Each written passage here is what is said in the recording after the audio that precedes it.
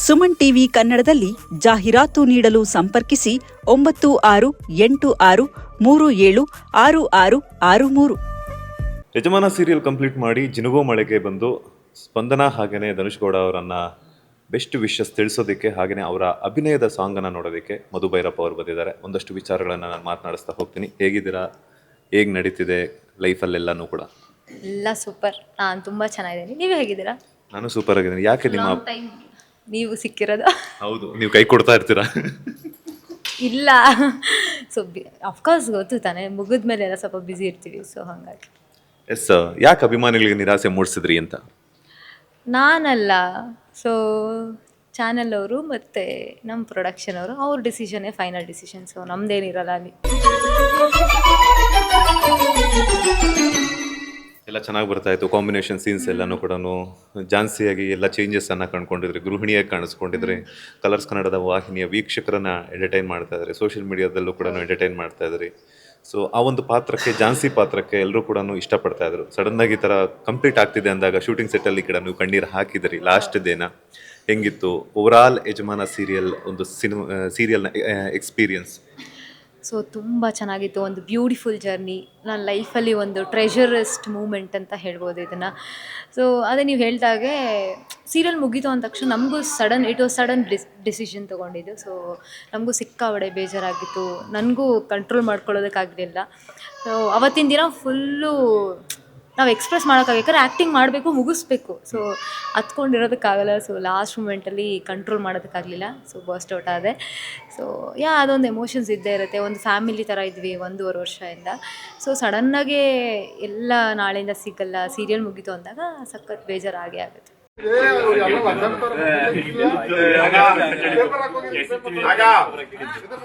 ಈಗ ಸೀರಿಯಲ್ ಎಲ್ಲ ಮುಗಿದ್ಮೇಲೆ ವಾಟ್ ನೆಕ್ಸ್ಟ್ ಅಂತ ಒಂದು ಕ್ವಶನ್ ಮಾರ್ಕ್ ಬರುತ್ತೆ. ನಿಮ್ಮ ಪ್ಲಾನ್ ಏನಿದೆ ನೆಕ್ಸ್ಟ್?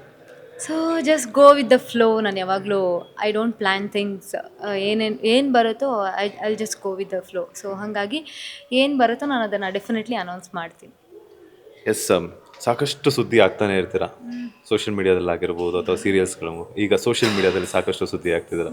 ಸೊ ಏನು ಹೇಳ್ತೀರಾ ಅಂತ? ಹೊಸ ಪ್ರಾಜೆಕ್ಟ್ ಮೂಲಕ ಬರ್ತಾರೆ ಅಂತ ಹೇಳ್ಬಿಟ್ಟು ಒಂದು ಸುದ್ದಿ ವೈರಲ್ ಆಗ್ತಾ ಇದೆ. ಸೊ ಅದೇ ಎಲ್ಲ ಹೇಳ್ತಿದ್ದಾರೆ. ಅಫ್ಕೋರ್ಸ್ ಈ ರೀಲ್ಸ್ ಇಂದ ಬಂದಿದ್ದೀವಿ ಅಂದಿದ ತಕ್ಷಣ ತುಂಬ ನೆಗೆಟಿವ್ ಮಾಡ್ತಾರೆ, ಮುಗೀತು ಅಂದರೂ ನೆಗೆಟಿವ್ ಮಾಡ್ತಾರೆ, ಸೊ ನಡೀತಿದ್ರು ನೆಗೆಟಿವ್ ಮಾಡ್ತಾರೆ. ಅದೇನೂ ಮಾಡೋದಕ್ಕಾಗಲ್ಲ. ಬಟ್ ಅದೇ ನಾವೇನು ಮಾಡಬೇಕು, ನಮ್ಮ ಕೆಲಸನ ನಾವು ಮಾಡ್ಕೊಂಡು ಹೋಗ್ತಾ ಇರಬೇಕು ಅಷ್ಟೇ. ದರ್ಶನ್ ಅವರು ಕೂಡ ರಿಲೀಸ್ ಆಗ್ತಾರೆ ಅಂತ ಹೇಳ್ಬಿಟ್ಟು ಸಾಕಷ್ಟು ಸುದ್ದಿ ಹರಿದಾಡ್ತಾ ಇದೆ. ನೀವು ಪಟ ದರ್ಶನ್ ಅವರ ಭಕ್ತೆ ಅಂತಲೇ ಹೇಳಿದ್ರೆ ತಪ್ಪಾಗೋದಿಲ್ಲ. ಸೊ ಈ ಒಂದು ಸುದ್ದಿನ ಕೇಳಿ ಏನು ಅನ್ನಿಸ್ತಿದೆ? ಈ ಒಂದು ಸುದ್ದಿ ನಿಜ ಆದರೆ ಎಷ್ಟು ಖುಷಿ ಆಗ್ತಾರೆ? ಸೊ ಈ ಥರ ನ್ಯೂಸ್ ಬರ್ತಾ ಇದ್ದಾಗ I was literally waiting. Vijayalakshmi ma'am ಆಗಿರ್ಬೋದು ಅಥವಾ ಧನ್ವೀರ್ ಅವರಾಗಿರ್ಬೋದು, ಏನಾದರೂ ಅಪ್ಡೇಟ್ ಹಾಕ್ತಾರೆ ಅಂತ ಒಂದು ಕಾಯ್ತಾ ಇದೆ. ಸೊ ಅದೇ still we are in hopes. ಅದು ನಿಜ ಆಗಲಿ, ಬಾಸ್ ಬೇಗ ಬರಲಿ ಅಂತಲೇ ಖುಷಿ, ಲೈಕ್ ನಾನು ಎಕ್ಸ್ಪೆಕ್ಟ್ ಮಾಡ್ತೀನಿ. ಸೊ ಬಂದರೆ ಸಿಕ್ಕಾಬಡೆ ಖುಷಿ ಆಗುತ್ತೆ. ಆ್ಯಂಡ್ ತುಂಬ ನಾವು ಫ್ಯಾನ್ಸ್ಗಳೆಲ್ಲ ನಮ್ಮ ಬಾಸ್ದು ಹೊಸ ಮೂವಿಗೆ ವೆಯ್ಟ್ ಮಾಡ್ತಾಯಿದ್ದೀವಿ. ಬಾಸ್ ಬಂದು ಮೂವಿ ಮಾಡಬೇಕು, ನಾವೆಲ್ಲ ನೋಡಬೇಕು.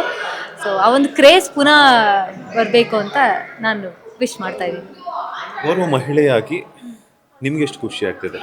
ಎಂಥ ಒಂದು ಸಂದರ್ಭದಲ್ಲೂ ಕೂಡ ವಿಜಯಲಕ್ಷ್ಮಿ ಅವರು ದರ್ಶನ್ ಅವರ ಒಂದು ಕೈಯನ್ನು ಬಿಡಲಿಲ್ಲ. ಹೆಂಡತಿಯಾಗಿ, ಮಗನಿಗೆ ತಾಯಿಯಾಗಿ, ಈ ಕಡೆ ಮಗನಿಗೆ ಸಮಾಧಾನ ಪಡಿಸ್ತಾ, ಆ ಕಡೆ ಗಂಡನಿಗೆ ಒಂದು ಧೈರ್ಯವನ್ನು ತುಂಬ್ತಾ, ಅಂಥ ಒಂದು ಚಂದದ ಒಂದು ಜೀವನವನ್ನು ನಡೆಸ್ಕೊಂಡು ಹೋಗ್ತಾ ಇರುವಂಥದ್ದು ಎಷ್ಟು ಖುಷಿಯಾಗಿದೆ. ಒಬ್ಬರು ಮಹಿಳೆಯಾಗಿ ಎಷ್ಟು ಸ್ಫೂರ್ತಿಯಾಗಿದೆ ನಿಮಗೆ ಅಂತ? ಸೊ ತುಂಬ ಪ್ರೌಡ್ ಫೀಲ್ ಆಗುತ್ತೆ ವಿಜಯಲಕ್ಷ್ಮಿ ಮ್ಯಾಮ್ನ ನೋಡಿದಾಗ. ಅವರು ಒಂದು ನಿಂತಿದ್ದಂಥ ರೀತಿ, ಅವ್ರು ಸ್ಟ್ಯಾಂಡ್ ತೊಗೊಳ್ತಿರೋವಂಥ ರೀತಿ, ಪ್ರತಿಯೊಂದು ಹೆಜ್ಜೆಯಲ್ಲೂ ಬಾಸಿಗೆ ನಿಂತ್ಕೊಂಡಿರೋ ರೀತಿ ಆಗಿರ್ಬೋದು. ಅಟ್ ಎ ಟೈಮ್ ಫ್ಯಾನ್ಸಿಗೂ ಅವರು ನಿಂತಿದ್ದಾರೆ. ಕೆಟ್ಟ ಕಮೆಂಟ್ಸ್ ಹಾಕೋರ್ಗಿರ್ಬೋದು, ಪ್ರತಿಯೊಂದೂ ಅಂದರೆ she is the strongest women ಅಂತ ಹೇಳ್ಬೋದು. ತುಂಬ ಇನ್ಸ್ಪೈರ್ ಆಗ್ತಾರೆ ಎಲ್ರಿಗೂ. ಆ್ಯಂಡ್ ನಾನು ಹೇಳೋದೇ ಬೇಡ, ಇಡೀ ಕರ್ನಾಟಕ ಹೇಳ್ತಿದೆ ಅವರು ಎಂಥ ಸ್ಫೂರ್ತಿ ತುಂಬುವಂಥ ವುಮೆನ್ ಅಂತ. And she is like great ಅಂತ ಹೇಳ್ಬೋದು ಅಷ್ಟೇ. ಹೆಂಗೆ ಜೋಕ್ ಮಾಡ್ತಿದ್ರೆ ಯಜಮಾನ್ರೆ? ನಾನು ಒಳ್ಳೆವಳ, ನನ್ನಲ್ಲಿ ಒಳ್ಳೆತನ ಇದೆಯಾ? ಎಸ್ ಮ್ಯಾಮ್, ರೀಸೆಂಟಾಗಿ ನೀವು ಇನ್ಫ್ಲೂಯೆನ್ಸರ್ ಆಗಿ ಹೊರಗಡೆ ಬಂದಂಥವ್ರು, ಜನಕ್ಕೆ ಕಾಣಿಸ್ಕೊಂಡಿರುವಂಥವ್ರು. ಇನ್ಫ್ಲೂಯೆನ್ಸರ್ಸ್ಗಳ ಬಗ್ಗೆ ಒಂದಷ್ಟು ನೆಗೆಟಿವ್ ಕಮೆಂಟ್ಸ್ ಅನ್ನುವಂಥದ್ದು ಬಂದೇ ಬರುತ್ತೆ. ಯಾವುದಾದ್ರೂ ಒಂದು ವಿಚಾರವನ್ನು ಹೇಳಬೇಕು ಅಂತಂದಾಗ ತುಂಬ ಎಕ್ಸ್ಪ್ರೆಸಿವ್ ಆಗಿ ಮಾಡ್ತಾರೆ, ತುಂಬ ಓವರ್ ಆ್ಯಕ್ಟಿಂಗ್ ಮಾಡ್ತಾರೆ ಅನ್ನುವಂಥದ್ದು. ನಿಮ್ಮ ವಿಚಾರದಲ್ಲಾಗಿಲ್ಲ, ಬೇರೊಬ್ಬರ ವಿಚಾರದಲ್ಲಾಗಿದೆ. ಅದನ್ನು ಸಾಕಷ್ಟು ಟ್ರೋಲ್ಗಳು ಕೂಡ ರೀಸೆಂಟಾಗಿ ನಾವು ನೋಡಿದ್ದೀವಿ. ಅಂಥ ಒಂದು ಟ್ರೋಲ್ಗಳ ಬಗ್ಗೆ ಆಗಿರ್ಬೋದು, ಏನು ಹೇಳ್ತೀವಿ? It's none of any once business ಅದು. ಅವ್ರವ್ರ ಎಮೋಷನ್ಸ್, ಅವ್ರವ್ರ ಖುಷಿ, ಅವ್ರವ್ರ ಹ್ಯಾಪಿನೆಸ್ ಆಗಿರ್ಬೋದು, ಅವ್ರವ್ರದ್ದು ಏನೇ ಫೀಲಿಂಗ್ಸ್ ಇದ್ದರೂ ಇಟ್ಸ್ ಕಂಪ್ಲೀಟ್ಲಿ ದೇರ್ ಚಾಯ್ಸ್. ಅವ್ರು ಹೇಗೆ ರಿಯಾಕ್ಟ್, ಎಲ್ಲರೂ ಒಂದೇ ಥರ ಇರೋದಕ್ಕಾಗಲ್ಲ. ಸೊ ಎಲ್ರಿಗೂ ಅವ್ರದ್ದೇ ಆದ ಫೀಲಿಂಗ್ಸ್ ಇರುತ್ತೆ, ಅವ್ರದ್ದೇ ಆದ ಎಮೋಷನ್ಸ್ ಇರುತ್ತೆ. ಸೊ ಅದ್ರ ಬಗ್ಗೆ ಕಮೆಂಟ್ ಮಾಡೋದಕ್ಕೆ no one has any rights. So ಹಂಗಾಗಿ ಅಷ್ಟೆಲ್ಲ ನೆಗೆಟಿವ್ ಮಾಡಿರೋದು ನನ್ನ ಪ್ರಕಾರ ತಪ್ಪು, and I didn't like it. So ಅವ್ರವ್ರ ಇಷ್ಟ ಅದು. ಎಷ್ಟೊಂದು ಜನ ತುಂಬ ಎಕ್ಸೈಟಾಗಿ ಖುಷಿ ಆಗ್ತಾರೆ, ತುಂಬ ಅದು ಇಂಡಿವಿಜುವಲ್ ಮೇಲೂ ಡಿಪೆಂಡ್ ಆಗುತ್ತೆ. ಸೊ ಈ ವಿಷಯದಲ್ಲಿ I felt it is wrong. ಆ ಥರ ನೆಗೆಟಿವ್ ಕಮೆಂಟ್ಸನ್ನು ನೋಡಿದಾಗ ಮಧು ಭೈರಪ್ಪ ಅವರು ಯಾವ ರೀತಿ ತಗೊಳ್ತಾರೆ? ಇವಾಗ ನಾನು ತುಂಬ ಇವಾಗ ಅಂತಲ್ಲ, ಮುಂಚೆಯಿಂದನೂ ನಾನು ಯಾವುದೇ ಕಮೆಂಟ್ಸಿಗೂ ತಲೆ ಕೆಡಿಸ್ಕೊಳ್ಳಲ್ಲ, ಯಾವುದೇ ಒಂದು ನೆಗೆಟಿವಿಟಿಗೂ ತಲೆ ಕೆಡಿಸ್ಕೊಳ್ಳಲ್ಲ. ನಾನು ಯೂಶ್ವಲಿ ತುಂಬ ಬ್ಯಾಡ್ ಟ್ರಾಲ್ ಅಂತ ಯಾವತ್ತೂ ನನಗಾಗಿಲ್ಲ, ತುಂಬ ಕೆಟ್ಟದಾಗೆಲ್ಲ ಟ್ರಾಲ್ ಯಾವತ್ತೂ ಆಗಲಿಲ್ಲ. ಬಟ್ ಅದೇ ಡಿವೋರ್ಸ್ ವಿಷಯಕ್ಕಂತ ಬಂದಾಗ ಕೆಲವೊಂದಷ್ಟು ನೆಗೆಟಿವ್ ಕಮೆಂಟ್ಸ್ ಹಾಕ್ತಾರೆ. ಸೊ ಆಮೇಲೆ ಸೀರಿಯಲ್ ಸ್ಟಾರ್ಟ್ ಆದಾಗ ಯಾಕೆ ಸೀರಿಯಲ್ ಮಾಡೋಳ್ಗೆ ಯಾಕೆ ಆಪರ್ಚುನಿಟಿ ಕೊಟ್ರಿ ಅನ್ನೋದಕ್ಕೆ ತುಂಬ ಕ್ವೆಶನ್ಸ್ ಮಾಡಿ, ವೈ ನಾಟ್, ಟ್ಯಾಲೆಂಟ್ ಇರೋರಿಗೆ ವೈ ನಾಟ್ ಅಂತ ನಾನು ಕೇಳ್ತೀನಿ. ಸೊ ಹಾಗಾಗಿ ನೆಗೆಟಿವ್ ನಾನು ತಲೆನೂ ಕೆಡಿಸ್ಕೊಳ್ಳಲ್ಲ. ಅವ್ರಿಗೆ ಮಾಡೋ ಕೆಲಸ ಇರೋಲ್ಲ, ಮಾಡ್ಕೋತಾ ಇರಲಿ, ನಮ್ಮ ಕೆಲಸ ನಾವು ಮಾಡ್ತಾ ಇರಬೇಕು ಅಷ್ಟೇ. ಅಭಿಮಾನವನ್ನು ನೀವೆಲ್ಲೂ ಕೂಡ ಕಿರ್ಚಾಡಿಲ್ಲ, ಕೂರಾಡಲಿಲ್ಲ, ಎಲ್ಲೂ ಕೂಡ ಏನೂ ಮಾಡಲಿಲ್ಲ. ದರ್ಶನ್ ಅವರು ನನಗೆ ಇಷ್ಟ, ದರ್ಶನ್ ಅಂದರೆ ನನಗೆ ಪ್ರಾಣ, ದರ್ಶನ್ ಅವರ ಒಂದಷ್ಟು ಜೀವನದ ಶೈಲಿ ನನಗೆ ಸ್ಫೂರ್ತಿಯಾಗಿದೆ ಅಂತ ಹೇಳ್ತೀವಿ. ಅದರಲ್ಲಿ ಯಾವ ರೀತಿ ನೆಗೆಟಿವ್ ಕಮೆಂಟ್ಸ್ ಬಂತು ನಿಮಗೆ ಅಂತ? ಅದೇ ಲೈಕ್ ತುಂಬ ಕೆಟ್ಟ ವರ್ಡ್ಸ್ಗಳನ್ನ ಇಟ್ಕೊಂಡು ಹಾಕ್ತಾರೆ. ಅಂದರೆ ನಿಮಗೆ ಗೊತ್ತು ಒಂದು ಬ್ಯಾಡ್ ವರ್ಡ್ಸ್ ಏನೇನಿದೆ ಸ್ಪೆಸಿಫಿಕಾಗಿ, ಕೆಲವೊಂದು ಬ್ಯಾಡ್ ವರ್ಡ್ಸ್ ಅದನ್ನೆಲ್ಲ ಇಟ್ಕೊಂಡು ನಮಗೂ ಹೇಳ್ತಾರೆ. ಸೊ ಯಾಕೆ ಅಂತ ಅಂದರೆ, ಇವಾಗ ಒಬ್ಬರು ಫ್ಯಾನ್ ಆಗೋದೇ ತಪ್ಪ? ಸೊ ಯಾರೂ ಲೈಫಲ್ಲಿ ಕೆಟ್ಟದೇ ಮಾಡಿರಲ್ವ? ಅಥವಾ ಕೆಟ್ಟದಂದರೆ ನನಗಿವಾಗ ಕ್ವೆಶನ್ ಹಾಕ್ತಾರೆ, ಸಾಯಿಸೋ ಅಷ್ಟು ಕೆಟ್ಟದ ಅಂತ ಹಾಕ್ತಾರೆ. ಬಟ್ ನಾನು ಹೇಳೋದು, ನಾವು ಇಷ್ಟಪಟ್ಬಿಟ್ಟಿದ್ದೀವಿ ಸ್ಟಾರ್ಟಿಂಗಿಂದನೂ ಇಷ್ಟ. ಇವಾಗ ಸಡನ್ನಾಗಿ ಆ ಒಂದು ವ್ಯಕ್ತಿನ ಹೇಟ್ ಮಾಡು ಅಂದರೆ ಆಗಲ್ಲ.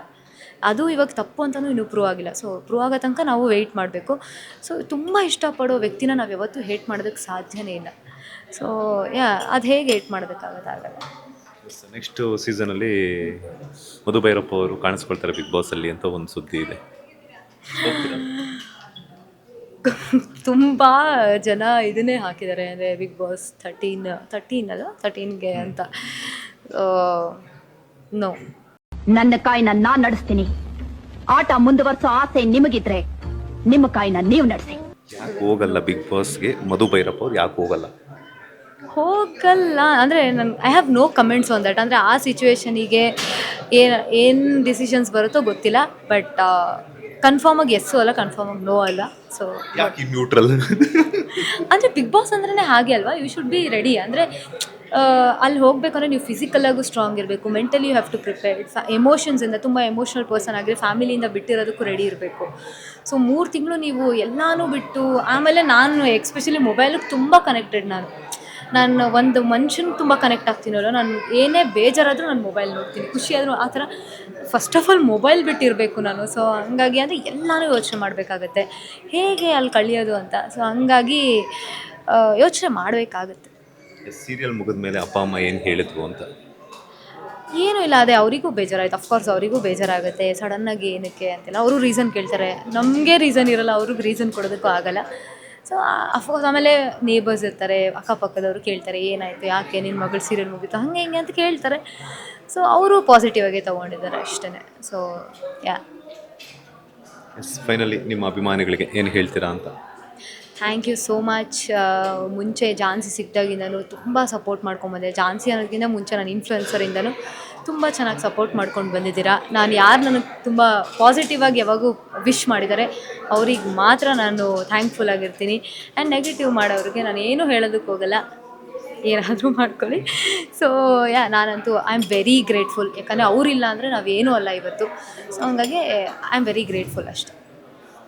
Thank you so much. ಒಳ್ಳೆಯದಾಗಲಿ. ಆದಷ್ಟು ಬೇಗ ಸುದ್ದಿ ಏನು ರೂಮರ್ ಹರಿದಾಡ್ತಿದೆ, ಇನ್ನೊಂದು ಪ್ರಾಜೆಕ್ಟಲ್ಲಿ ಬ್ಯುಸಿ ಆಗಲಿ, ಒಳ್ಳೆಯದಾಗಲಿ. All the best. Thank you so much. And all the very best ನಿಮಗೂ. Thank you. ನಿಮಗೂ ಸ್ಪೆಷಲಾಗಿ ಆಲ್ ದ ವೆರಿ ಬೆಸ್ಟ್, ಇನ್ನೊಂದು ಕಡೆ ಜಂಪ್ ಆಗಿರೋದಕ್ಕೆ. Thank you. ಬಾಯ್. ನೋಡಿದ್ರಲ್ಲ, ಇದಾಗಿತ್ತು ಮಧು ಭೈರಪ್ಪ ಅವರ ಮಾತು. ಕ್ಯಾಮ್ರಾ ಪರ್ಸನ್ ಉದಯ್ ಜೊತೆ ಮಂಜುನಾಥ್ ಶ್ರೀನಿವಾಸ್, ಸುಮನ್ ಟಿವಿ ಕನ್ನಡ, ಬೆಂಗಳೂರು.